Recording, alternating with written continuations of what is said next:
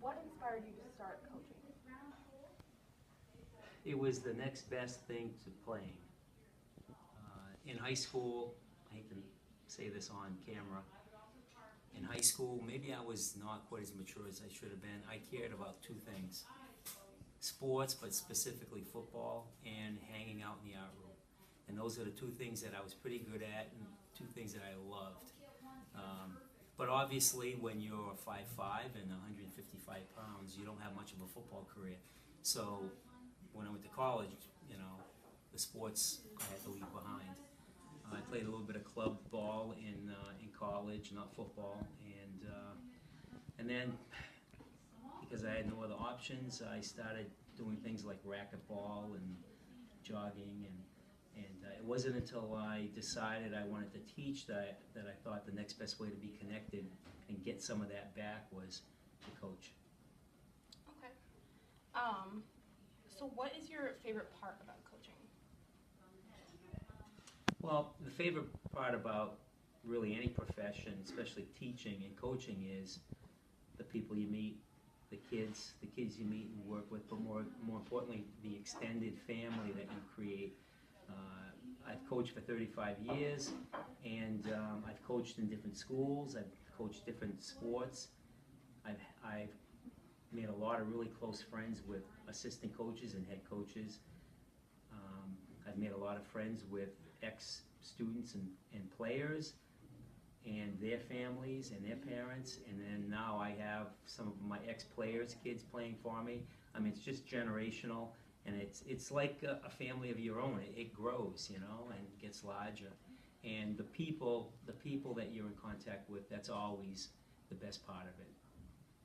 Now, sometimes it can also be some of the difficult parts too, but it's always the people you work with. Obviously on game day, everybody who coaches and plays, there's a part of them that is motivated by competition, and every coach I know loves that competitiveness that you have on game day. But that's only, for football, it's only 11 times a year, and you're out on the football field for 100 days, 140 days. So 11 games, there's got to be something more that can sustain you than just game time. Do you have a specific game or player that sticks out to you? Well, depends on what you mean by game. Obviously, I've coached girls track and field, boys track and field, football. I dabbled a little bit in baseball, but I'm really a track and field and a football guy. And football has been my passion. But yeah, there have been players. It's hard to just name one because different players mean a lot to coaches for different reasons, Probably the first one that comes to mind for Tantascwa is I coached a kid named Brian Johnson. Tough as nails, great athlete, three sport athlete, never played college ball, never went to college. He may have gone as an adult, but I know that every team that came and scouted and broke down films trying to recruit some of our other kids always came back and said, hey, he's 72.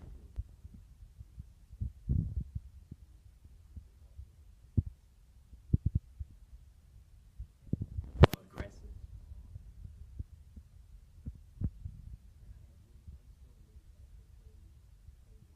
Special teams for UConn when UConn went Division I. So technically, Woody is probably my only kid that I've coached that's been a D1 football player. There have been others in school's history, but for my 9 years as head coach, I coached for 18 at Tantascwa. For 9 of those 18 years, I was head coach. He was the only one that played D1 football. So would you say that's like your highest level of success? Like, would you want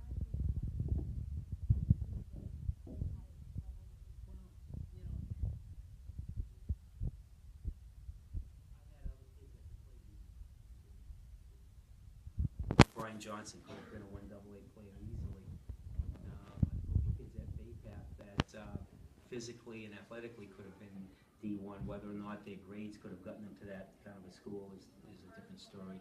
So there's a lot of different factors. I've had some really outstanding kids. Brad Green played for Wesleyan for 3 or 4 years. That's an Ivy League school, so he was a top student, a top athlete. He was on that same team as Brian Johnson. So it's really hard to say that, you know, one kid represents the highlight of your career or one team, you know. And after 35 years, I can say I've coached during football seasons where we won every single game and gone undefeated, and I've coached years where we've only won one game out of 10 or 11, and I've had successful seasons where it's been difficult because of the players, and I've had other years where we didn't win a lot of games, but it was outstanding because the kids we had were invested 100%, worked hard, came every day. So if you only measure success by wins and losses, then yeah, you can point to 1 or 2 kids or 1 or 2 teams, but there's a lot of different ways you can measure success. Yeah. Right.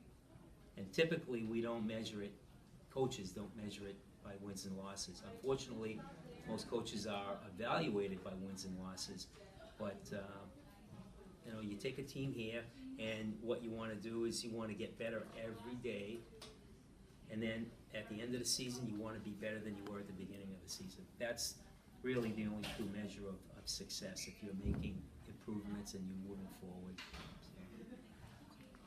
So what would be your biggest tip or strategy that you would give to someone who wanted to begin coaching? Well, I can't boil it down to just one tip. The first thing I would say is, if you have success early, don't let it go to your head, because you pass the same people going up the elevator that you pass going down, and winning has more to do with the kids and the athleticism that you have on the field, and you can't always make that. Good coaching can sometimes fill in gaps here and there and make a mediocre team a little bit better, a little bit more competitive. Poor coaching can make a good team worse, but you can't be a championship team just by coaching. So it's the kids you have and the players you have. The other thing is be really confident in yourself and don't second guess yourself. You know, when I was a young coach, I thought winning was too important, and when we didn't have the kind of success that we wanted to have, I started second guessing myself. And the coach has to make a decision, be confident with that decision, and live with it, whether they get criticism from players, parents, or administration. Because at the end of the day, they don't evaluate the program based on what your assistants do, or what the parents say, or what the kids do. They base success solely on the head coach and what kind of a program he ran. So you have to be confident in what you did. I was young when I was a head coach at Tantascwa, and because I didn't play college ball, the way for me to become a student of the game was I went to a lot of clinics. I went to hundreds of football clinics. In fact, this picture right up here, for 8 years, I worked the 3 Penn State football camps with the Penn State staff. It's the biggest one in the nation, and they would have 1,500, no, I take that back, they had 4,500 kids at to colleges, to high schools, and so you'll learn a lot working with the Penn State staff. And if you recognize, his father is Brian Kabinski, they own the construction company. Chris Shields, really good kid. These 2 players from Bay Path. So I would get a bus, and I would take any kid who wanted to go to a Penn State football camp with me, whether they were from Shepherd Hill, Southbridge, Tantascwa, Bartlett, because on game day we're mortal enemies, but the rest of the time we all play the same game and we all love the same game. So I did things like that for 35 years. I did camps and clinics, and I became a student of the game, so it was a little bit more difficult. But I can remember when after 18 years, I made they made a switch at Tantasco when I stopped coaching, but I want to continue coaching football, so I joined another Tantasco graduate who was the first All-American, academic athletic All-American at Tantasco.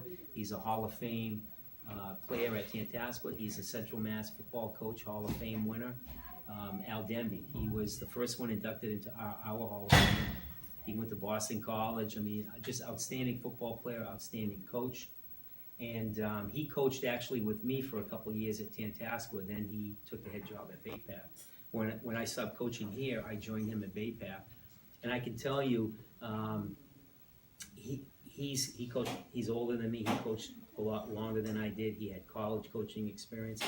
But when I went to Bay Path, we had a lot of success. In my 15 years at Bay Path, this was my last year. 15 years, we went to 7 Super Bowls, and we won 5 of them. But I can tell you that I found out that what we did at Bay Path, in terms of how we conducted practice, the kind of plays that we ran, the kind of defenses we ran, it was almost identical to what I did here. The difference was he was a more veteran coach, and the way he handled players was a little bit different. The way he handled parents was a little bit different. And sometimes just how you conduct yourself and how you set your priorities can make a huge difference. So at the end of the day, I found out that it wasn't all about X's and O's. It wasn't about becoming a student of the game that was going to make me successful. It was both. It was really about knowing the game, having some humility, and having confidence in myself, but then treating the players, the parents, and the administration fairly, and being open, and not, and he set boundaries, and there were times when if kids cross boundaries, try again next year. And sometimes when you're a young coach and you're losing more than you think you should, you start compromising on discipline issues, or being punctual to practice now isn't important because you're more worried about getting that kid on the field and trying to win. So a very little change in philosophy made a big difference in terms of wins and losses. So that would be my advice to a young coach is, figure out in your own head what works, believe in it, and don't flinch. Don't fall into that sinkhole where you think you have to play certain kids, or if this kid gets hurt, number 2 that should replace them may not be good enough, so I'm going to take this kid and make him into a fullback in 1 or 2 days. I mean, just go with your system. Go with your system, and it'll pay off. Thank you for your time. Thank you. Oh, okay, great. Yeah.